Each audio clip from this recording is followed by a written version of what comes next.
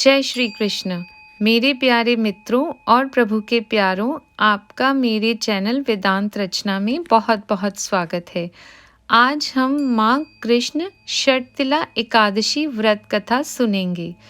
एक समय दालभ्य ऋषि ने पुलस्त्य ऋषि से पूछा कि हे महाराज, पृथ्वी लोक में मनुष्य ब्रह्म हत्यादि महान पाप करते हैं, पराये धन की चोरी तथा दूसरे की उन्नति देखकर ईर्ष्या करते हैं, साथ ही अनेक प्रकार के व्यसनों में फंसे रहते हैं, फिर भी उनको नरक प्राप्त नहीं होता। इसका क्या कारण है?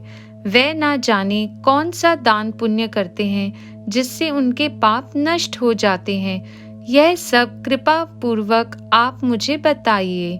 पुलस्त्य मुनि कहने लगे कि हे महाभाग, आपने मुझसे अत्यंत गंभीर प्रश्न पूछा है। इससे संसार के जीवों का अत्यंत भला होगा। इस भेद को ब्रह्मा, विष्णु, रुद्र तथा इंद्र आदि भी नहीं जानते, परंतु मैं आपको ये गुप्त तत्व अवश्य बताऊंगा। उन्होंने कहा कि माघ मास लगते ही मनुष्य को स्नान आदि करके शुद्ध रहना चाहिए। इंद्रियों को वश में कर काम, क्रोध, मोह, लोभ, अहंकार, ईर्ष्या तथा द्वेष आदि का त्याग कर भगवान का स्मरण करना चाहिए। पुष्य नक्षत्र में गोबर, कपास, तिल मिलाकर उनके कंडे बनाने चाहिए। उन कंडों से 108 बार हवन करना चाहिए।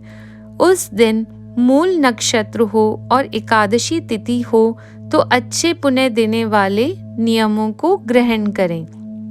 स्नान आदि नित्य क्रिया से निवृत्त होकर सब देवताओं के देव श्री भगवान का पूजन करें और एकादशी व्रत धारण करें। रात्रि को जागरण करना चाहिए।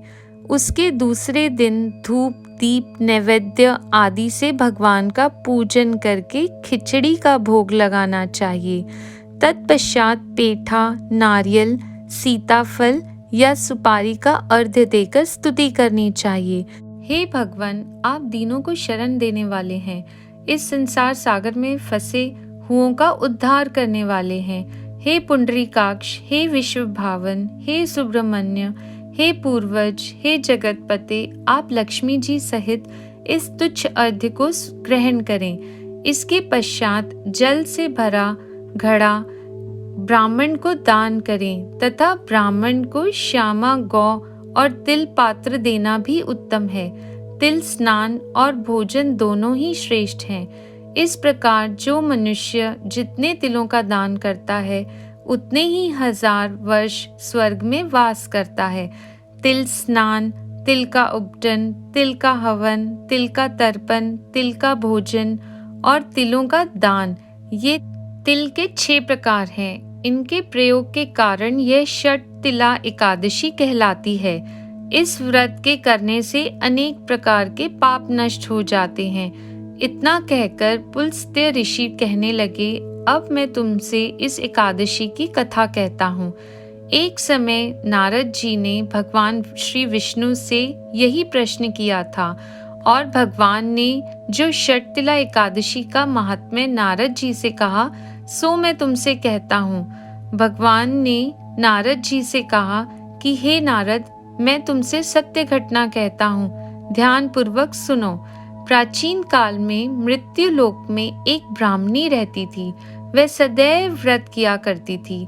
एक समय वह 1 मास तक व्रत करती रही।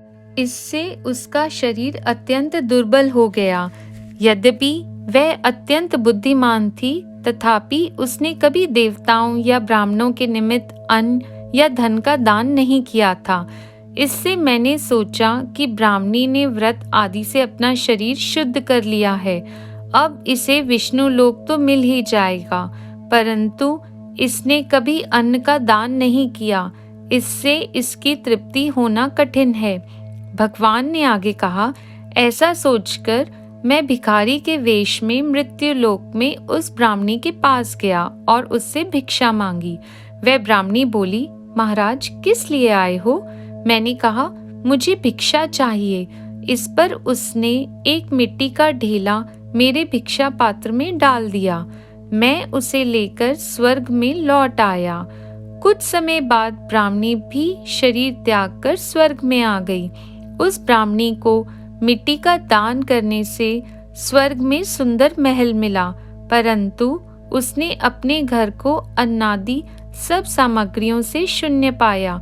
घबराकर वह मेरे पास आई और कहने लगी कि भगवान, मैंने अनेक व्रत आदि से आपकी पूजा की, परंतु फिर भी मेरा घर अन्नादि सब वस्तुओं से शून्य है। इसका क्या कारण है?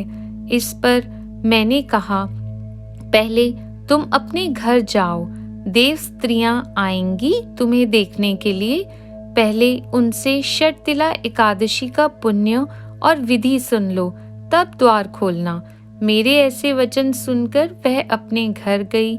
जब देव स्त्रियां आईं और द्वार खोलने को कहा तो ब्राह्मणी बोली, आप मुझे देखने आई हैं तो षटतिला एकादशी का महात्म्य मुझसे कहो। उनमें से एक देव स्त्री कहने लगी कि मैं कहती हूँ, जब ब्राह्मणी ने षटतिला एकादशी का महात्म्य सुना तब द्वार खोल दिया। देवांगनाओं ने उसको देखा कि ना तो वह गंधर्वी है और ना आसुरी है, वरन पहले जैसी मानुषी है। उस ब्राह्मणी ने उसके कथानुसार षटतिला एकादशी का व्रत किया। इसके प्रभाव से वह सुंदर और रूपवती हो गई तथा उसका घर अन्नादि समस्त सामग्रियों से युक्त हो गया। अतः मनुष्य को मूर्खता त्याग कर षटतिला एकादशी का व्रत और लोभ ना करके तिलादि का दान करना चाहिए। इससे दुर्भाग्य, दरिद्रता तथा अनेक प्रकार के कष्ट दूर होकर मोक्ष की प्राप्ति होती है। मेरे प्यारे मित्रों, आपको षटतिला एकादशी की बहुत बहुत शुभकामनाएं। भगवान आपके व्रत को सफल करे। अगर आपको मेरी ये कथा अच्छी लगी हो तो आप मेरे चैनल को लाइक करें, शेयर करें और सब्सक्राइब करें। जय श्री कृष्ण।